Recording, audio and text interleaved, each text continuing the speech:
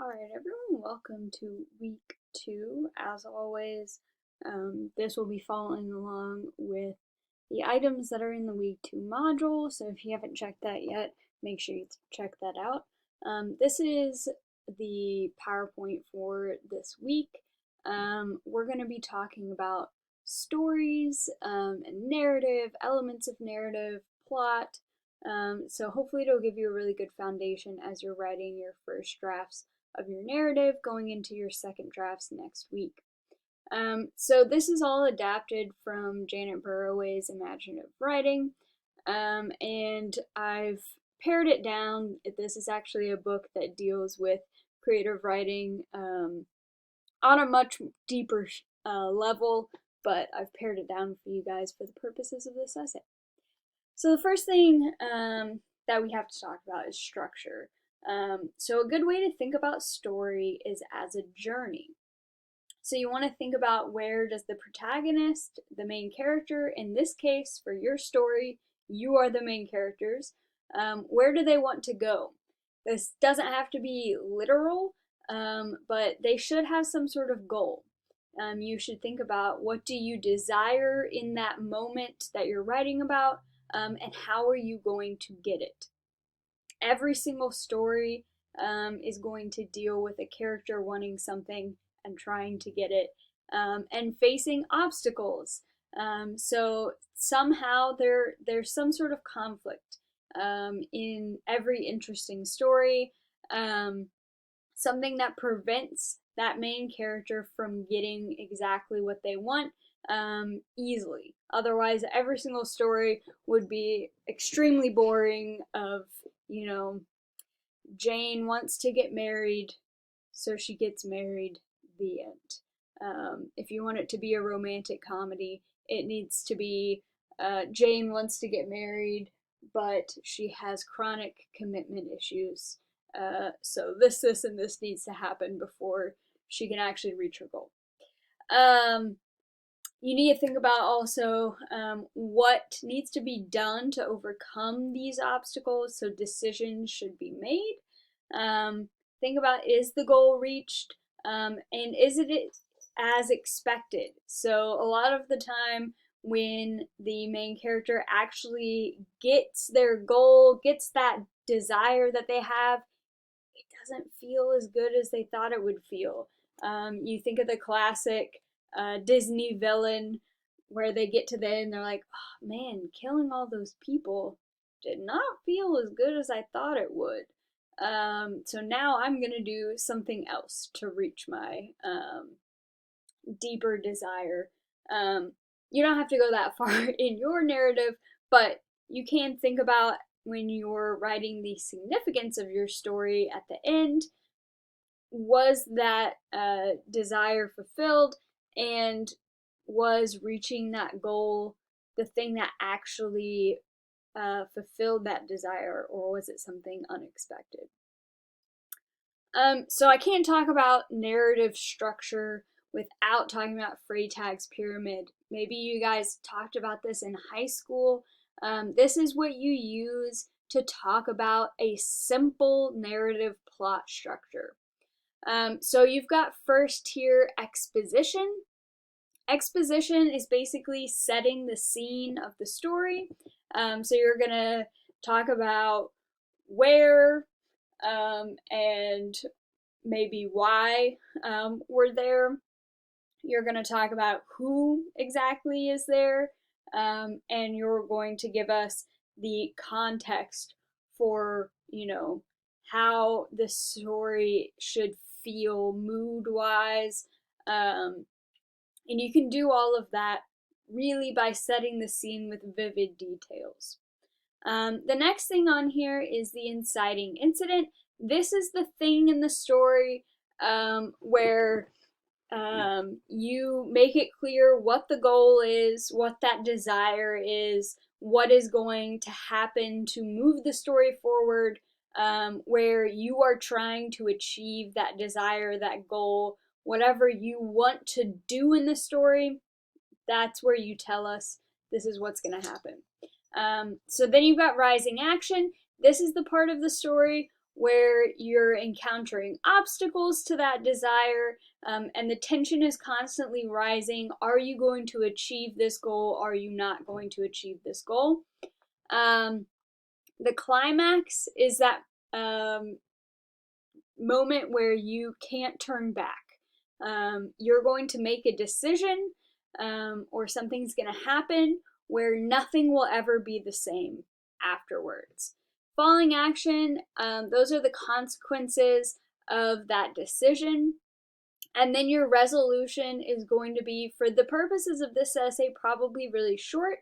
A little reflection on the significance or deeper meaning of your narrative to yourself, and maybe what you think that you learned from this experience, or this single moment in your life. So I've got here one of my all-time favorite movies, Mulan. Hopefully you guys have seen or heard of it. Classic Disney movie. If you haven't watched it, please go watch it on Disney Plus right now. It's genuinely, it holds up. But I've here mapped out Freytag's pyramid using Mulan, so hopefully this will help you help illustrate what I mean by all of these different plot points and what the trajectory of a story should look like. So at the beginning of Mulan, of course, you've got the scene with the matchmaker where Mulan's family is trying to marry her off. This is the exposition. We learn that the setting is in Imperial China. We learn that Mulan is a little clumsy. We learn that she's not like the other women in the story, where she isn't happy getting married. She doesn't feel that it comes naturally to her, and she also feels a lot of shame over not being able to give her family what she thinks that they want from her. So we learn all of that in the exposition at the beginning of the movie. Then we've got, of course, the inciting incident here. What propels us into the main action of this movie? The Imperial Army comes and they're conscripting soldiers for the war against the Huns. So they are conscripting Mulan's father.